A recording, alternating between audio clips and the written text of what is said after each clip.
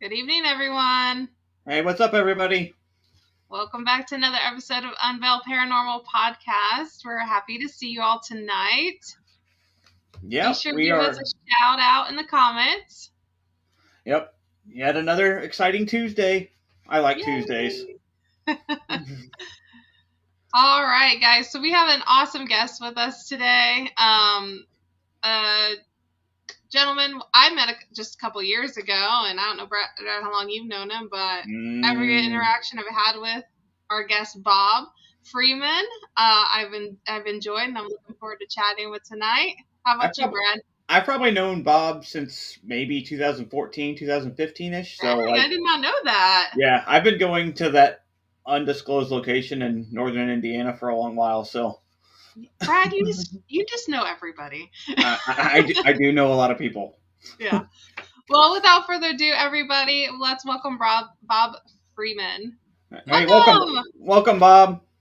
Hello, everybody. Glad to be here.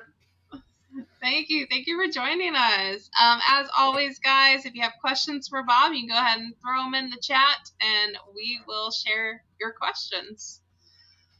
So, Bob, tell us about yourself. You're a part of the paranormal field. How are you part of the paranormal field? What got you into all this?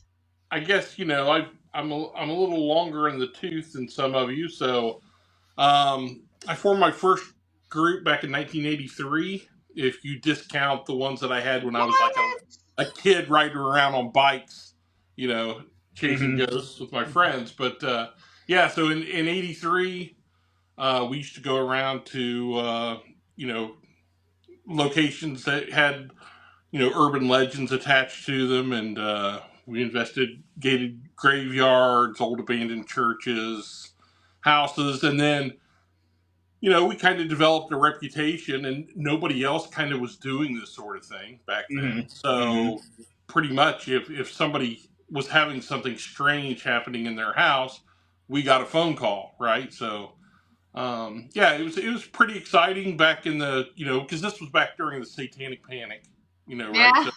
So there was this whole fervor around, and I used to, I would help out with cases in and around the Mississippi Reservoir, the DNR there. Uh, it was kind of an odd. All right, so my friends and I, we used to party at this place out at the reservoir, and there's an old shelter house, and we were there one night, and I'm reading tarot cards for people, and a conservation officer walked up on us out of the woods.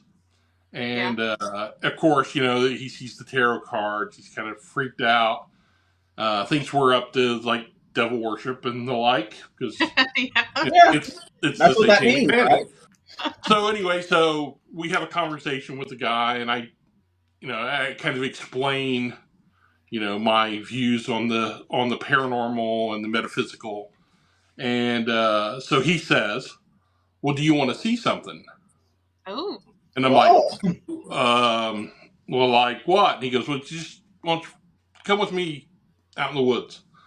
So that's not creepy at all. me and one of my friends, so we follow him and down like a deer trail, and we go back, and then there's this clearing, and in the clearing is the remnants of a campsite. There was a campfire there, and there's a cat that's been crucified, Oh my gosh. all opened up, No. and there's like a pentagram drawn around the campfire, and all this kind of stuff. And he goes, "Well, what can you tell me about this?" So I was like, "Oh wow, yeah, this is crazy." And so I'm looking around, and you're finding like discarded like Ozzy Osbourne cassettes, and beer bottles, whiskey bottles.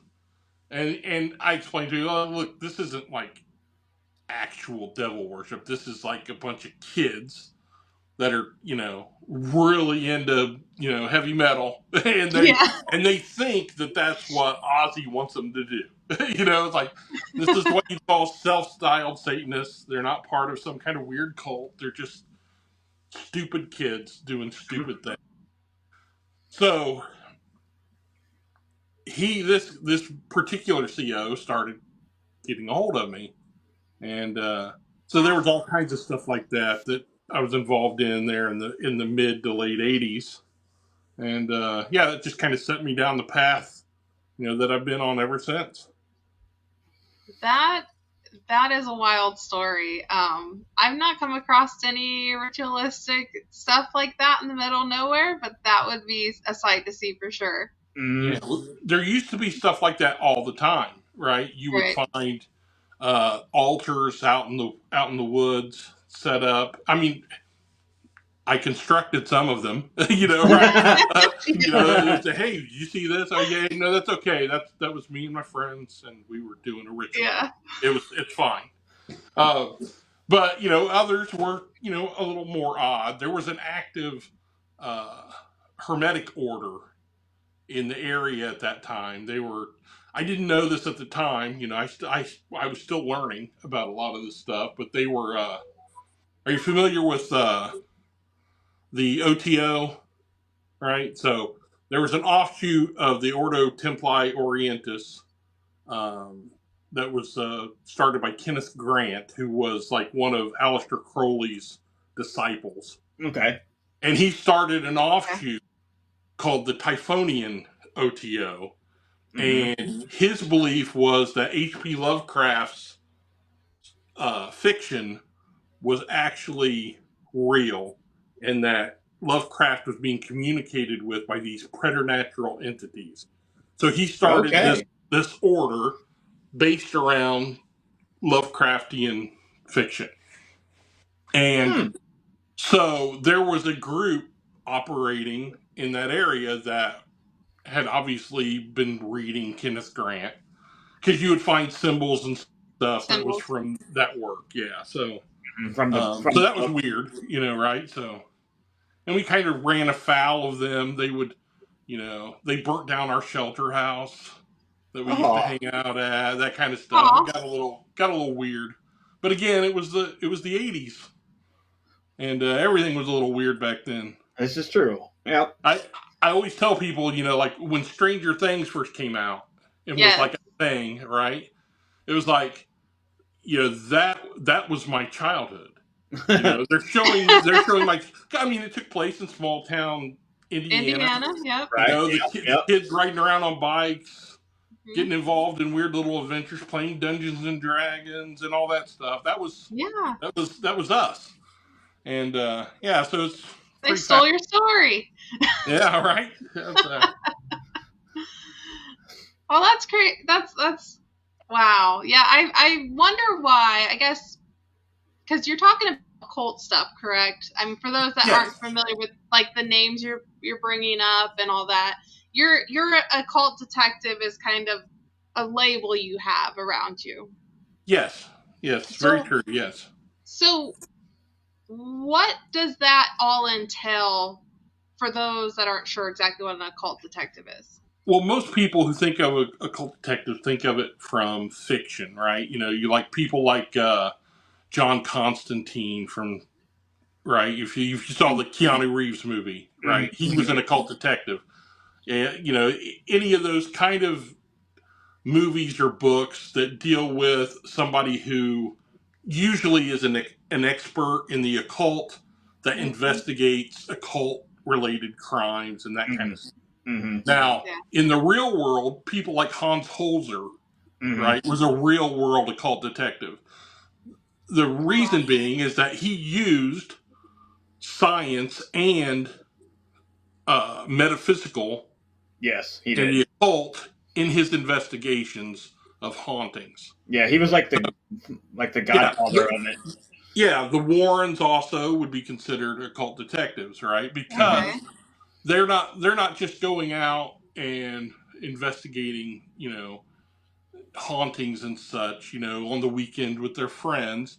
Mhm. It's Yeah. like a vocation, and you're trying to actually solve a mystery, Mhm. to give closure to people, and sometimes to combat forces, that used to be a thing. Yeah.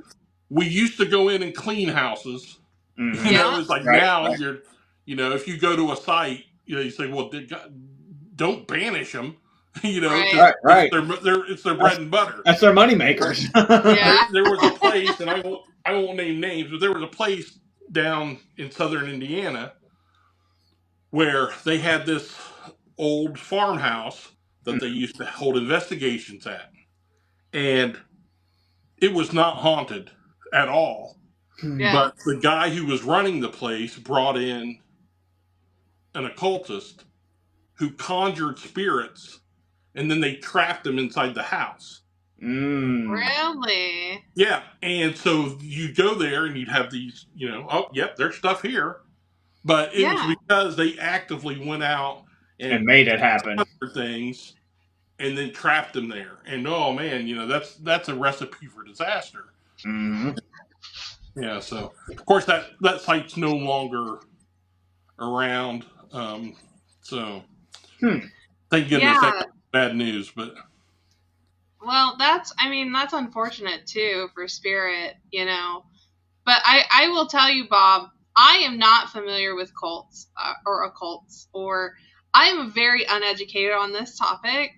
Same thing with movies. When you refer to movies, I watch YouTube. That's all I watch. I like right, content okay, yeah. creation. So this guy over here, he knows a lot about movies and stuff like that. Mm-hmm. I've seen Constantine the movie. Yeah. I always see. Well, like I said, I've been doing this for a long time, and I guess I should explain a little bit. Like the first time I met another group of paranormal investigators, Yeah. in the field I was love in that field. in the early 2000s. Okay, Mm-hmm. and I was out at Okefenokee, which you may be familiar with. Near Peru, right? Yep. And I'm out just it's like, what am I going to do this weekend? Well, I'll go out there because I didn't have anything else lined up. So I run into these two guys out near the big oval, and I said hi to them. And what are you guys doing out here? Oh, we're looking for ghosts. Oh, really? Okay. Wow, that's neat. And what's that you have? What this K2 meter? Yeah. What the heck is that? He goes, oh yeah. Well, he starts explaining to me how it works. Mm-hmm. Yeah. And I was like, oh, okay. Well, he goes, what? You don't watch Ghost Hunters? And I said, what's that? And he said, he started talking about this TV show. Mm-hmm. Okay, so I said, well, where I live, we don't have cable, so yeah, I've never heard of it. Mm-hmm. Right. So a week later, I'm out at a place called Hobbitland. I don't know if you've ever I don't know investigated it. there. It's just one of my favorite places, and it's near the town of Marion. It's out along the Mississippi Really? River, and well, I'll explain that after I tell this part. Okay, so I'm out there and I run into a group of 4 people that are out Yeah. there. Mm-hmm. Exact mirror of the week before at Okie. Yeah. They've got K2 meters. They're investigating exactly the same way, all from that TV show. Mm-hmm. Yeah. And it's weird because now, 20 years later, I still, because I host all these people that come investigate, almost all of them still investigate exactly the same way Yeah. that they saw on Ghost Hunters Mm-hmm. 20 years ago. And so there's a lot of good that came from, but I think K2 meters are bunk, right? Yeah. There's a lot of things. There's a lot of that stuff. And if you'll notice, they kind of moved away from using that stuff for a while, and then they went back to it because it looks good on TV. Yeah, it makes good for good Yeah, TV. it gives people something to see on Right. this, and eventually you end up meeting all these people that do these shows, Right. and behind the scenes they explain to you. We go to the place, we do our investigation, and then we do the TV show investigation. Mm-hmm. Yeah. We do the investigation that they'll show on TV, but we're investigating it totally different when the cameras aren't rolling. Right. And I'm not surprised. It makes sense. yeah. So, but anyway, let me go back a little bit and explain Hobbitland for those of you your Yeah. viewers may not be familiar with it. I am not familiar So- with it, and I want to go. okay, so it I started have being an called idea. Hobbitland back in the 1960s Okay. Okay. because of hobbits. Right? Makes perfect sense. Okay. The reason is all right. So the Miami Indians Yeah. used to live all along there, and that area was sacred to them because of these entities that they called Piasa. The Piasa are Pukwudgies, Okay. right? Yeah. Short little, Mm-hmm. Yep. Tricksters. elemental spirits. Yep. Yes. So, I've dealt with one at a private home once. oh, yo, that's fantastic. Yeah, they're amazing, right? Uh-huh. So, because people would hear these urban legends about the little people, Mm-hmm. they Yeah. started calling them hobbits because Okay. Right. that's the way their brains work. So Hobbitland. So growing up, everybody knew about Hobbitland because you'd go out there and strange things would happen. Things would throw rocks at you out in the woods, Mm-hmm. and they were just like little tricksters. Yes, They would very pull much pranks so. on you. They would stack rocks. So you'd always know when Interesting. you were if they were near because all of a sudden, there'd be a stack of rocks. They Mm-hmm. weren't Yeah. there before. So yeah, so Hobbitland was very popular with especially teenagers, right? Because it's off the beaten track. There's all these little places to pull your Mhm. car back into, Hi, and Mama. so you take your girls back there, and you drink, smoke away from the prying eyes of Right. parents. Uh-huh. But you would Right. have these honest to goodness paranormal experiences, Hmm. and so yeah, it was the place everybody went to. Okefenokee did not exist Mm-hmm. back then. Gotcha. Nobody. It was nothing. And then, Nobody really. when people got bored with Hobbitland because they've been, because I'm not going to go out there. That's where my parents went. That kind of stuff. They all started Yeah. going to Okie, Mm-hmm. and those stories Gotcha. sprang up. It wasn't even called Okie until later, right? Because Okefenokee is somebody mispronouncing a famous haunted swamp down in Florida, Mm-hmm. right? Really.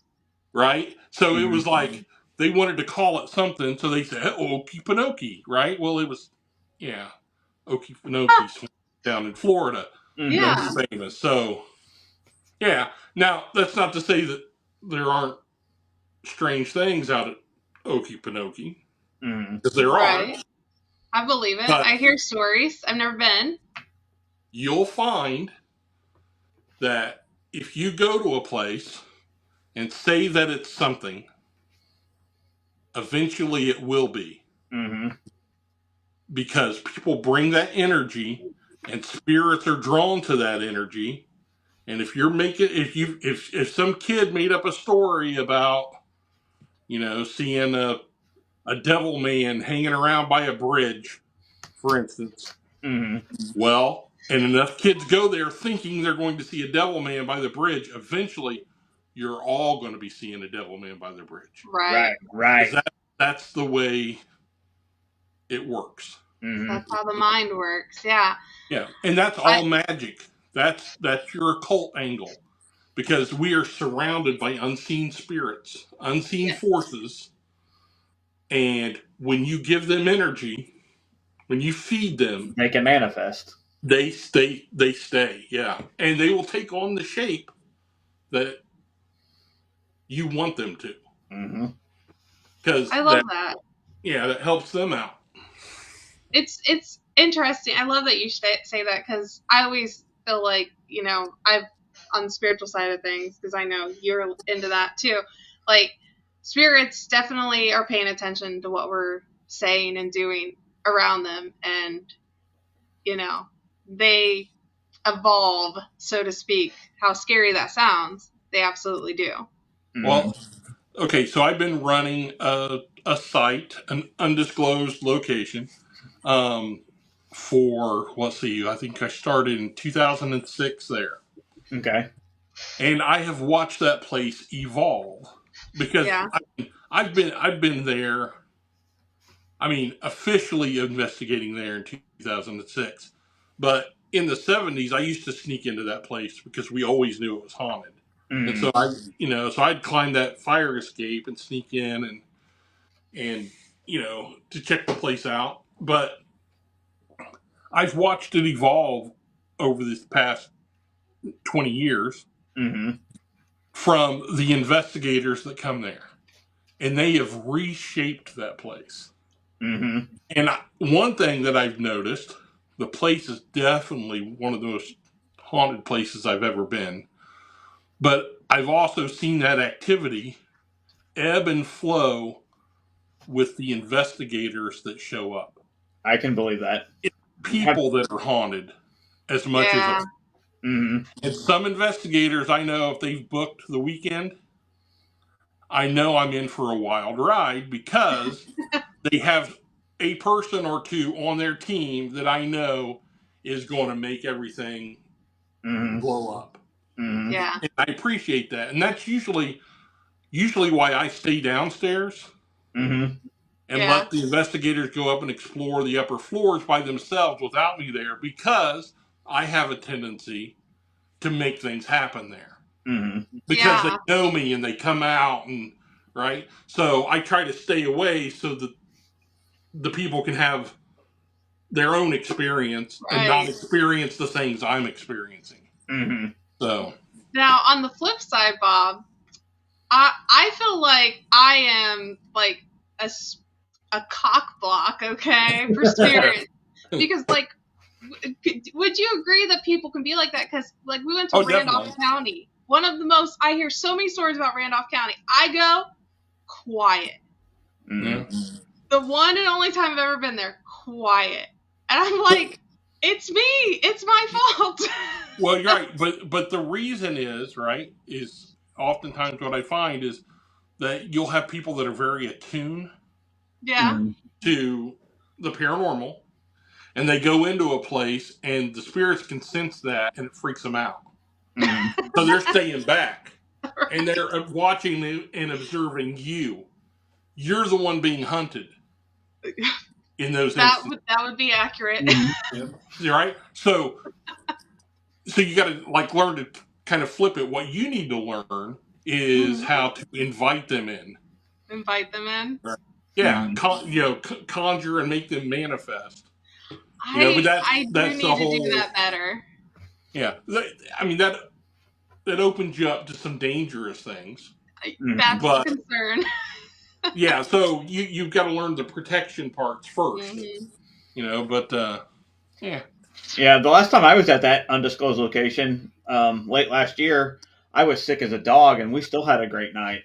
Oh yeah, I was worried about it. Yeah, I was like deathly ill. Yeah. That was when I took my girlfriend Christy to her very first ghost hunt. Was up there.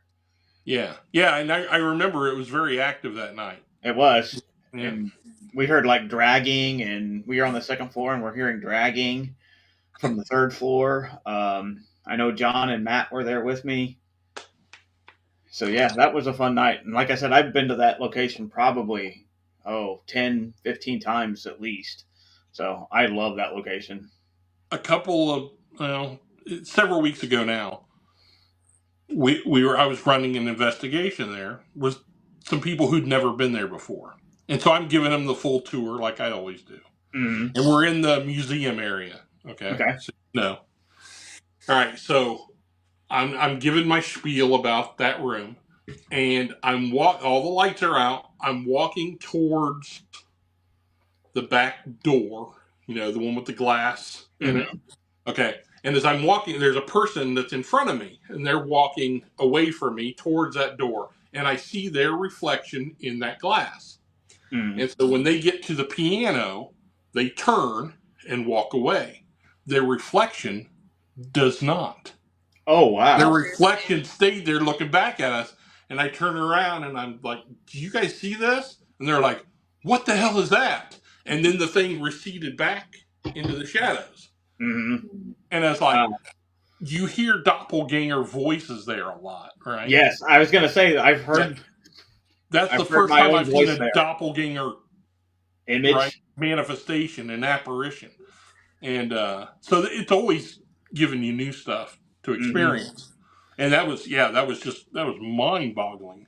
Yeah, But the several years. voices, that's kind of common. I remember one time a group was there, and I was down on the ground floor, and they all come down. They were up on the 3rd floor in the ritual area.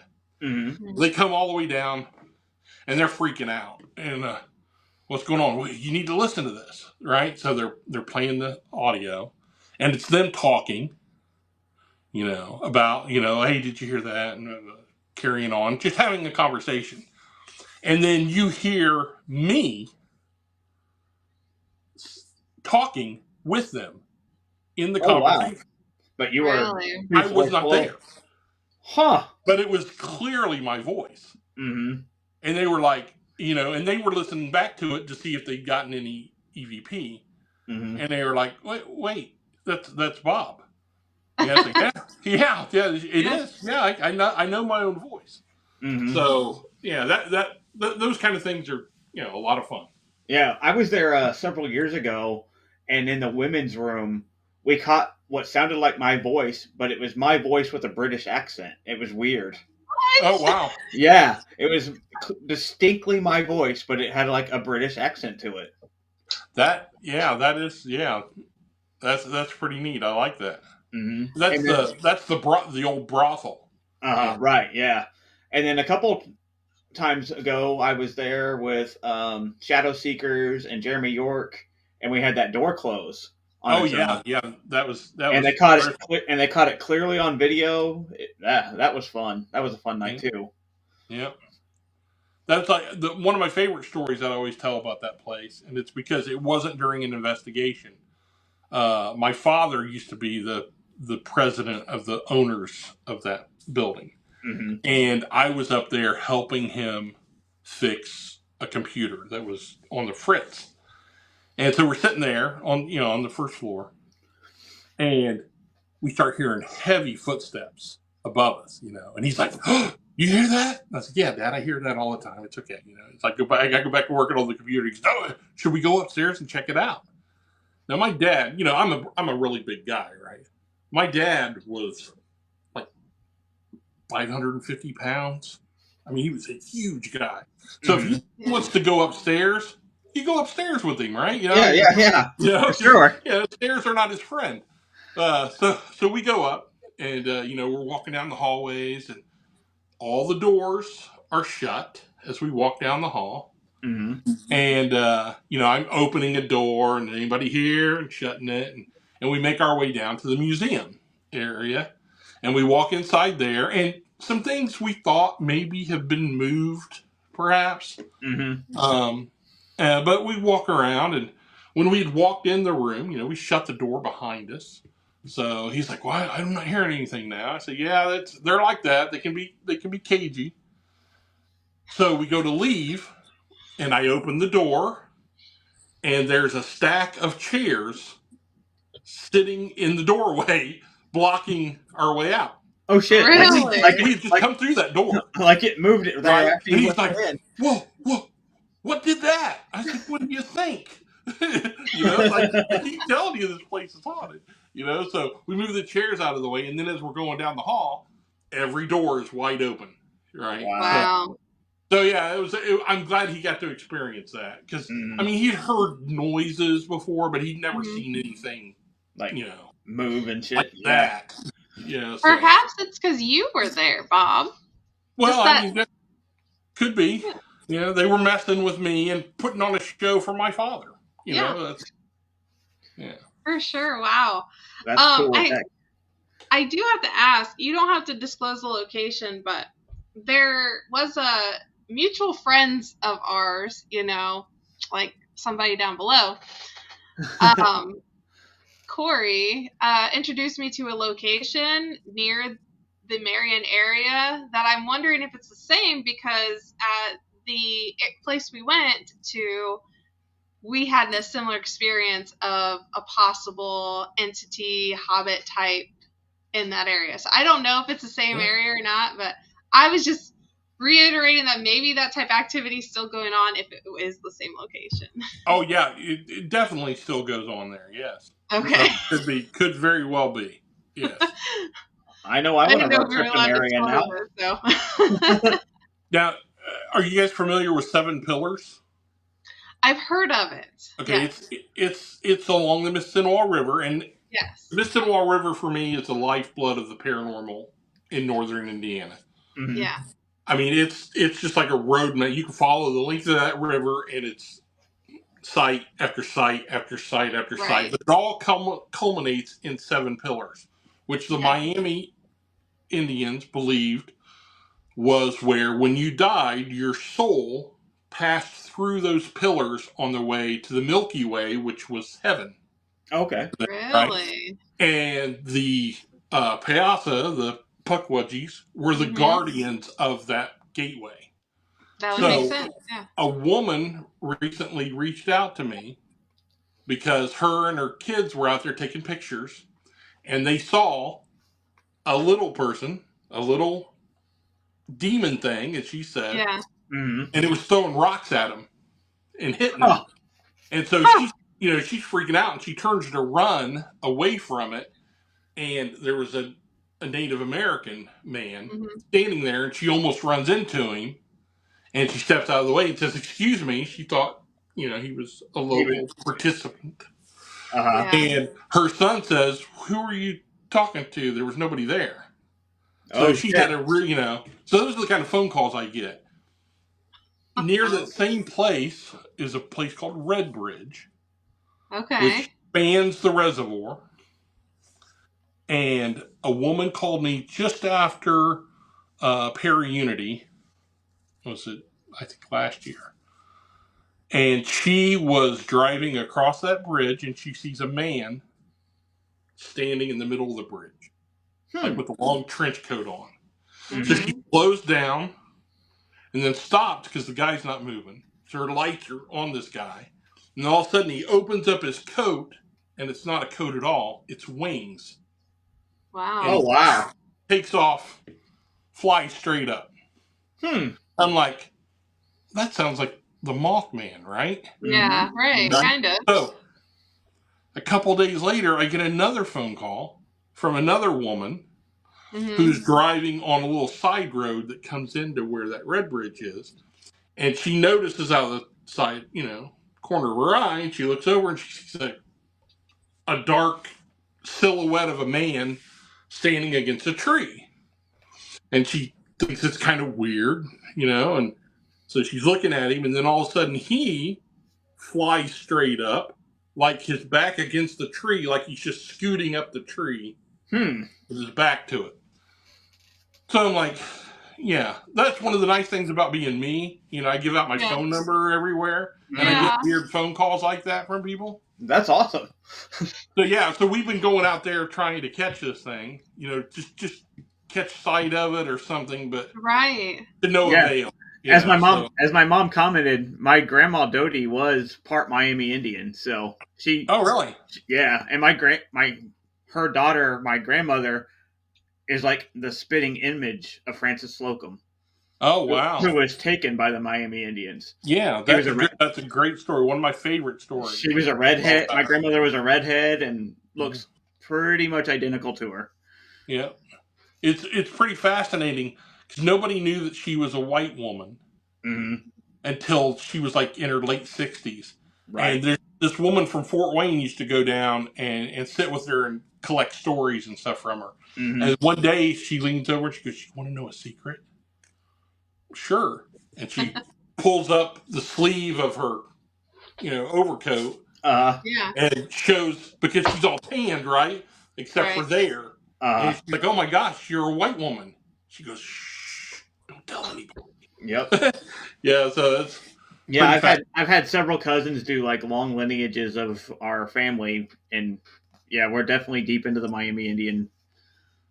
So you need to go with me Okay. the next time you're up in this area. Mm-hmm. There's an old Indian cemetery. Okay. All right. And there's a great story about how all, the majority of those people ended up in that graveyard. So back when the Miami were being shipped out to, I think, what was it, Kansas or Oklahoma, wherever they got relocated to. Okay. So there was a chief by the name of Meshinga Mesha. Mm-hmm. who was in the Marion area, and then you had Chief Godfrey, who was in the Peru area. So two separate Miami tribes.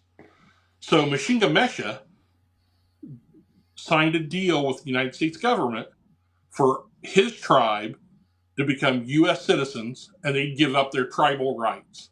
Okay. Now, Mashinga Mesha got a lot of land in the deal, and Right. But so all of his people became voting members of the U.S. They were no longer Indian; they were just U.S. citizens. So he was trying to get the Peru Indians to do the same, and they refused. So they were feuding. So Mashinga Mesha brought in witches to cast curses at Godfrey's tribe. Okay. Godfrey says, and it's in this great book I've got, Miami Indian Stories. Yeah, Godfrey I own that says, book. "Hey, he said, well, we had witches of our own, so they brought their witches out and they started casting curses at them." Yeah. So he says, "Go out to that Indian cemetery," he says, "and look at the dates on all the graves. Those are all the Indians our witches killed." Oh wow! Really? With their curses. And it's true. You go out there and look, and they all died about the same time, and so it's a great story. But there's a lot of activity there. And I right want to next to go. Hobbit Lane. Yeah. So. Road trip. Yeah. We'll have to do it for sure. That's amazing. Yeah, and oh my gosh, so much information. I love it. I'm learning things tonight. My grandmother and great grandmother were actually in southern Indiana, but they were also one of the first. Their family was one of the first families to settle in that county, so they'd already moved down to Greene County. Well, that's the great thing about this state. It's like with all the Indian history that's attached to it. Hence the name Indiana. But like one of my favorite places is Shades State Park. Okay. Which got its name for the Indian name for that place was Shades of Death. Oh. And that's where Shades come from, right? It's Shades of Death is the name of the park. It's just white people drop the of death part. Right. That's too freaky. Right. But yeah. So that place is just loaded with paranormal activity. That's one of my favorite places to go and explore. Yeah, I love that you're going to places that aren't just pay to pay places, because I love going out on nature and connecting in that way. And there's so many places over there in Miami County specifically. I've gone and met up with friends and we'd walk the trails and stuff. And just the energy is so strong in Native American there. Yeah. So, I mean, I enjoy it. I feel comfortable around Native Americans. So. Well, so many paranormal groups kind of lose sight of that because, right, they've been trained by television to go to these specific sites and to pay, and look, I run several sites that charges money. Right. But that's the only way to get in there. You gotta, right? The people that own the place want, and I get that, and a lot of those places are fantastic. But I'm old enough that we used to go down and investigate Waverly for nothing. Right. Really? You would just go down there and just walk in. That's cool. Through the fence and go in there and investigate. Off the fence, yeah, of course. Yeah, nobody was running. There was no. Right. It was just an abandoned building at that time. Yeah, right. And it's just like back then. That's like you familiar with Helltown in Ohio? And it sounds familiar. I feel like it's familiar. So it's just this whole town that up and all the houses are just left behind, right? Yeah. And it's just had a reputation where you're like, why did everybody leave? Because they just left everything. And it's a whole town. It's gone now. It's been bulldozed. But back then, of course, you just drive out there and climb past the barrier and go back and investigate. And it was pretty crazy. Kind of like Central State Mental Hospital down here in Indy when it was still standing. Exactly. Same way. But don't they charge there now? It's all been torn down. Oh, is it gone now? Okay. Yeah, it's all apartments, and they literally tore down the buildings and then built apartments right on top of it. So I'm like, those are haunted. They don't. Yeah, you don't understand how ghosts work. You know. Yeah. Right. Right.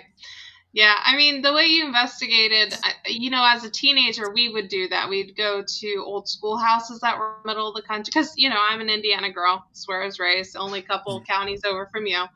And we'd go to cemeteries that are out in the middle of nowhere, because that's where cemeteries are around here, this in the Yeah. middle of the cornfields.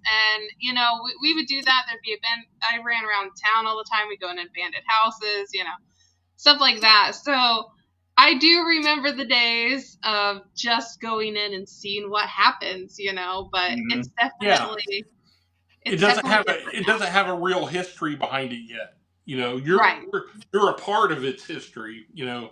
Mhm. It's funny. There was a period of time there when paranormal investigators would poo poo you going to a graveyard.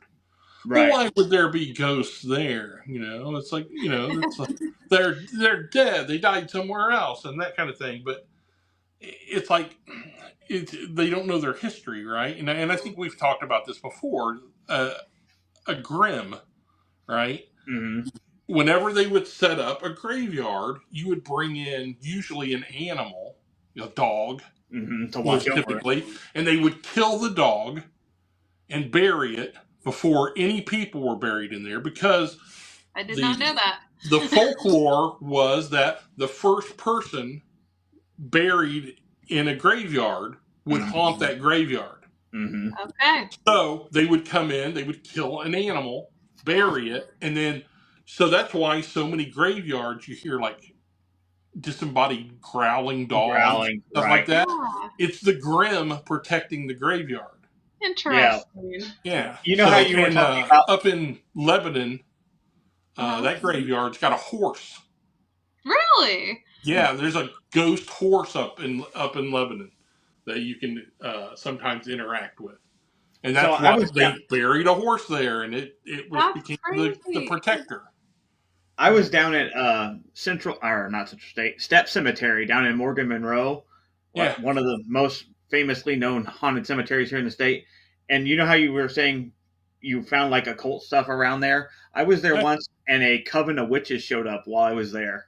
yeah. They just kind of like walked through, went back to the pond, did whatever they did, and then were Yeah, nice and just walked out. And I'm like, okay, yeah. That's yep, always a good time. yeah, Yeah, yeah. I'm like, running into random, covens out yeah, in the yeah. woods. Yeah, And I've also been run out of that place by growling coyotes that we never actually saw. We heard them, Ooh. but never saw them, and they just kept getting closer and closer and closer. But yeah, that's happened to me a couple times there. yeah. That have you ever been to Jerome over near Kokomo? I've heard of it, but I've never been there yet. I've So not that was been. No. that was one of those, when you're a kid, it's one of those places, right? Mm-hmm. Because it's got a kind of an odd shaped drive through it that's kind of shaped like a six. Mm-hmm. Okay. So you were supposed to go in and drive it 3 times So you did your to 666, yeah yeah. to invoke the spirits there, right? So I mean that's just how urban legends are and kids Mm-hmm. are, but they had their they have a very just a grim in there. It's just a very aggressive Mm-hmm. dog. Mm-hmm. So Really? people always talk about that thing. Boy, it growls like nobody's business, and it'll get Oh, right up. You'll feel its breath on you, and yeah, it's I love going to the cemeteries. I I've been to so many across the state. It's like I love going. well, yeah. I mean the aesthetic, is terrific, and yeah, I've got a laundry list of old boneyards that are some of my favorite places. The way I got my start in all this, my what I call my origin story, right? So Mm-hmm. yeah. when I was a little kid, when I was 8 years old, all right, and my great grandmother was in a nursing home. So at my grandparents' house, they had all of her stuff in all these old steamer trunks. Mm-hmm. And I was, of course, into like Bigfoot, UFOs, ghosts, and all that stuff, being like a typical kid. And so I'm going through her stuff one day, and there's all these books on astrology and astrological charts and all this stuff. And I find this book called Unseen Forces by Manly Palmer Hall, who was a famous spiritualist out in California. And this book is from like this edition of the book is like from the 1940s, like 41, something like that. Mm-hmm. But anyways, I'm reading this book and I'm like, wait, this guy's telling me that ghosts and stuff are real. Yeah. And I'm reading it and it's like, and it was always just kind of fanciful to me. And I'm like, this stuff is real. So there was a graveyard just up the road from where we lived. I lived on my grandparents' farm in like this little kind of swampy fen. We lived in two trailers, actually. My parents bought a second trailer just for me and my brother to be in by ourselves, right? So it was a lot of fun. But so I had a door so I could come and go as I pleased. So Nice. this graveyard just up the road from us, set up on a hill, and it's just like a little acre plot with all these really old tombstones and a big oak tree right in the middle of it. Mm-hmm. And it was famously haunted because it had this gate and fence that went all the way around it. And the gate in the corner, if a man walked up to the gate would swing open. Right? And then you'd go to walk through and it'd swing and hit you. I'd swing at you. Yep. But if a girl walked up to it, it swung open and let her walk in. No problem, right? Huh. So people were getting hurt by this thing. So by the time I was around, they had removed the gate. So people wouldn't get hit by it anymore. But, I heard those stories. So I would sneak out late at night and I would go up to that old graveyard and I would climb up in that tree and I would wait to see a ghost. I start, and then I was like, I've got that book that I've been reading about how to conjure these things. So I start doing rituals out there. Mm-hmm. This stupid little kid, out there doing a ritual in a graveyard, trying to get something to manifest. And I'll be honest with you, I saw weird stuff. I'm a little kid. I saw stuff. Was it my imagination? I don't think so, but I was 8. But I still go out there. I can almost throw a rock and hit the graveyard from where I'm at right now. Oh, nice. Not really. Really? It's like half a mile away. Yeah. But yeah, right. I've always lived. Throw really hard. But the tree's gone, right? So I outlived the tree. How old I am. Yeah. So yeah, it ended up falling down. But yeah, that kind of stuff. I became enamored with graveyard. And you got to remember, because when I was little, right? So in the early 70s, the paranormal was everywhere. The Exorcist, Rosemary's Baby, all that stuff. The 70s was just infused with the occult and the paranormal. Mm-hmm. And yeah, it's no wonder. And you'd be watching. I mean, that's how I learned about Hans Holzer, right? Mm-hmm. Because he was on TV. Witches like like all kinds, like the Lori Cabot. She would be on talk shows. It's Sybil Leek. She was a famous witch that worked with Hans Holzer. She was always on like shows like Mike Douglas and that kind of stuff. Mm-hmm. So it was just like it was a wonderful time to be obsessed with the occult. Yeah. Paranormal, because it was everywhere. It was. Our little, Bible Belt library had, The Black Arts by Richard Cavendish and What Witches Do by the Farrars and all these great occult books because so I learned a lot, at a young age. I don't know if libraries still hold that stuff, but I remember as a teenager asking for. I had a friend who wanted to try witchcraft, and we had to ask for it. So we're talking 2000s, right? Right. You had to ask for a specific book. Yeah, so you're probably talking about Silver Ravenwolf. I have no idea what we got. We just got something, and that was the one and only time I really did any type of witchcraft, so to speak. Based off of a book. I always worked in bookstores, right? So Yeah. Mm-hmm. but so I always knew whatever was like the popular occult books at the time, because I mean I always like the metaphysical section was always the section that I took care of, you know. So Got to and so keep you that meet section all the straight. local occultists and and all Yeah. that kind of stuff. But yeah, so there's always like these fads that that you go Mm-hmm. through, and with spiritualists and psychics and all that stuff. Like Sylvia Brown. You went through that Yeah. Mm-hmm. period, Yep. Yep. and John John Edwards. Edwards. He was Yep. big. Yep. Yeah. So You know, Bob, because you learn all this stuff, and do you? I mean, you do kind of ritualistic things, right? And I know you do tarot readings at times and stuff. And so, my question to you, because I'm very different from that. I don't like to read what other people do. I like to do whatever feels natural for me. Do you think, even though you have knowledge of all this stuff, you still do what comes most natural to you, even though you have knowledge of that type of oh stuff? Because I'm yeah, always curious that if I learned this stuff, that it would ruin what I've been trying to self-teach myself. So no, what? it doesn't at all. I still navigate by instinct, right? Mm-hmm. By an So instinct? Okay. so all the knowledge does is it prepares you for things that might go south, right? Mm-hmm. So Yeah. so like what you're running into, and that how it is. You're on these investigations. It's something you can't see, so you Mm-hmm. don't know Right. if is it a dead person who's anchored to a spot? Is it an elemental? Is it a thought form, an egregore, Right. whatever, and so you're there investigating, trying to figure that out. Mm-hmm. At Right. that undisclosed location for several years, we were convinced that there was a little girl on the third Yeah. floor. Mm-hmm. It would Yeah. hold people's hands. It would, right? They would get EVP.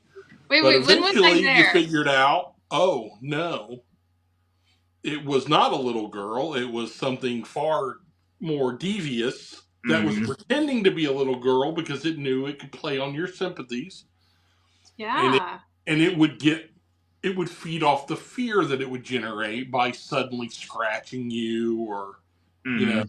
that kind of stuff. And Yeah. When were we there, Clarissa? Well, that's what was one of the things I picked up on was a little girl, but we yeah, didn't talk about it not being a little girl. Right. So now I'm curious. yeah, right. Yeah. Yeah, You picked I that up try on the not to third tell floor, I people believe. stuff, so that they can experience it for themselves. And then I'm there to, in case something happens, that I can help. Mm-hmm. And Mm-hmm. Yeah.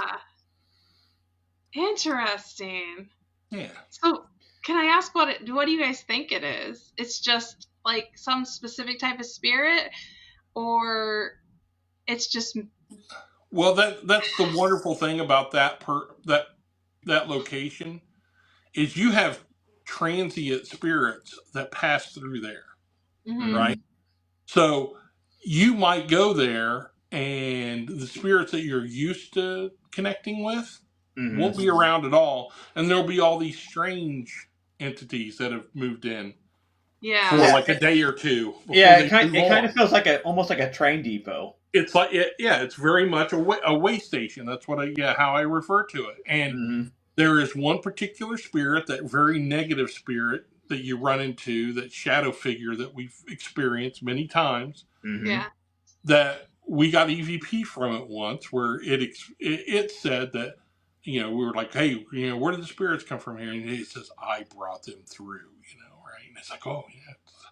And Mm. so we developed this theory that entity is sort of like a gatekeeper, and he Mm-hmm. brings, he keeps some spirits trapped there that he feeds off of like a battery, right? Mm-hmm. And then he Yeah. brings others through that come and go, and it's so it's a crazy place. It's Mm-hmm. like Right. paranormal Walt Disney World. It truly is, and I kind of want to go back again. So I may be contacting you later tonight. You've only been there like 20 times, but sure, Yeah, right. I've not yeah, been there yet this year. yeah, right. It was late last year that I was there. Are you expecting an invite? Right. I do like. I know we're almost out of time, but I do want to touch a couple things. I don't want to run over too late because everybody's got to get up early. But speaking of locations, I do want to bring up your location. You have a location, correct? Well, I have several, but like there's one in particular that's One kind of that's new. available to The the Methodist public. Church. Yeah, Yep. yep, the Methodist Church. You can contact me. Yeah, and we've had some pretty good activity in there. When I was a little kid, now this is because it's the Midwest, right? When I was little, they would never lock the doors of the church, so you could just, at midnight, you just go in there, and Mm-hmm. you're in there all by yourself, and we thought that because it was a church, it has the Holy Spirit in it. Right. That means it's open to spirits. So we'd go in there and investigate, and we'd hear stuff and footsteps and stuff. So when this location became available, it was donated to our historical society, which I'm the vice president of. Awesome. It was when they stopped being a church, they donated the building to us. So I'm like, oh, this is fantastic because I I can have always got investigate weird vibes from it. that You're right. church. I've always got Yeah. weird vibes from that church just being outside of it. Yeah. So because it's close to another location that I the undisclosed place, but yeah. So yeah, we've had like all kinds of activity there. There's a lot of residual stuff there, Yeah. but there's some intelligent things too. We had a The great night where we had motion detectors run along the aisle leading up to the altar, and something just walked right up that aisle, and the Yeah. lights are just tripping, and that's always fun when you see it. Oh, you can see it moving because it's following the lights, and Right. so yeah, it's a great location. If anybody wants to reach out to me, they can email me and we can set something up. And all the money goes to yes, maintaining Christy. the building. Okay. And and that's the whole idea because we got this big church, but we're a nonprofit organization. We don't have any money, Right. so and there's a lot of upkeep on it. I mean, it's an Right. old building, beautiful steeple. It's just It's it's got got the weird gorgeous round sanctuary. windows. The round windows with the Star of David in it for a Methodist Yes. church is weird to me. Okay. So Star of David is a 6-pointed star. Mm-hmm. There are 3 of those windows. 3 sixes, It's yes. 6, right? Yeah, it's really weird, and who puts a Star of David, a Jewish symbol on a Christian church? It just Right. doesn't happen that often. Yeah. So, but it's a great place. I love to show it off. It's small, so Yeah. you can investigate it really easily. It's nice and spread out, and it's close to several other locations that we can dip into as well. So And there's good barbecue in Awesome. that town too. there's a great barbecue place just a block away. Yes. Yes. We've had that. Yeah. Yes. I go there every time now. I'm up there. Now you're also an author, so you have several books that you've written, and just so that those that are watching know, if they're looking for your type of literature, what kind of books do you write and have available? Yeah. So primarily, I write horror novels, that type of thing, right? So I have. I started out writing novels about werewolves in the Mississinawa Reservoir area because I had an experience with werewolves in the Mississinawa area. Oh, So I kept writing a very horror cool. novel, that it was influenced by that. Mm-hmm. So there's a couple of books in that series, and then I wrote a bunch of occult detective fiction and novels, and yeah, if you go to Amazon, you'll find all my stuff on there. And I wrote, if you're familiar with comic books, I wrote or co-wrote a Vampirella miniseries with Sarah Frazetta, who's the granddaughter of Frank Frazetta, the famous fantasy artist. Mm-hmm. And I'm familiar with the comic book series. yeah. So that was a really big deal for me, and I was really proud of that work. So uh, yeah, and I'm Awesome. working now on I'm working on some game like role playing games. I Mm. did a game for Dynamite and the Frazettas based on a movie property called Fire and Ice. My son and I Okay. developed that, did artwork, and wrote all the rules and all that kind of stuff. And it was kickstarted a couple of years ago, and that was pretty successful. And we're working on a paranormal role playing game based Oh, on really? where you play an occult detective, Very and cool. you Oh, encounter vampires, werewolves, ghosts, all that kind of stuff. yeah. That's going to be coming out later this year. Ooh, I'll be And, watching for that. yeah, so That would be fun. yeah, it's a lot of fun. It's especially fun for people who actually investigate the paranormal because you're sitting there and you're creating a story and you're Hmm. familiar with how to do this stuff. So it's Hmm. just Yeah. this nice little interactive role play, that Yeah, it'd be fun to play like that in a haunted location. we do it. Yeah, that's Nice. well, you do it, and the location is the scene. So Ah, yeah, nice. that's off. That's a lot of fun. That is cool.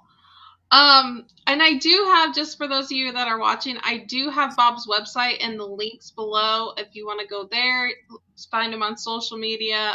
All of that information is on his website. I had a good look at your website, so everything should be there for them. Great. And then I guess my last question is, do you have any conventions or anywhere you're going to be this year that people can see you and meet you and maybe Yeah, get so I'll autographs on their be books or something? I'll be at Hannah House for their Okay. paranormal event here in a couple of months, and I'll be in Peru for I don't even remember what it's called, but it's an event before Para-Unity, right? Oh, This summer. it's another Right. one. Yeah. Right, Yeah, yes. Beyond the Veil, I think it was called. I'll be there. I'll be at Para-Unity in October, Mhm. and so watch my website. There'll be other events that pop up as we get closer. I'm always like really popular around Halloween for some reason. Huh. So Mm, Imagine that. yeah, I'll be popping up all over the place then. It's yeah. Well, glad we got you in the springtime then. right. If you call this spring, it's more like winter still. Yeah, Yeah, right. yeah. Marion County is still under a freeze warning tomorrow. Just Uh, FYI. It yeah, sucks. Sounds all right. That's awesome. Well, I'm glad you joined us today. Oh my gosh, I learned so much, Bob. I think I could actually sit and learn a lot from you. I Same. probably should pick up some of those books. yeah, fun. Yeah, great. Learn a I, little I bit about the occult. Yep. Thanks so much for inviting me, and I'm Yep. more Well, than happy to come back. yeah. Awesome. Totally. I will reach out again when we start scheduling for next season. Great. For sure. Well, thank you, Brad, for tonight. Thank you, everybody who No jumped problem. in here and said hello. We appreciate you. Be sure to follow, subscribe, all that fun stuff. Along with go and follow our guy Bob Yep. and his page and his social medias. We appreciate you all, and you all have a great rest of your night. Thanks, everybody. Bye.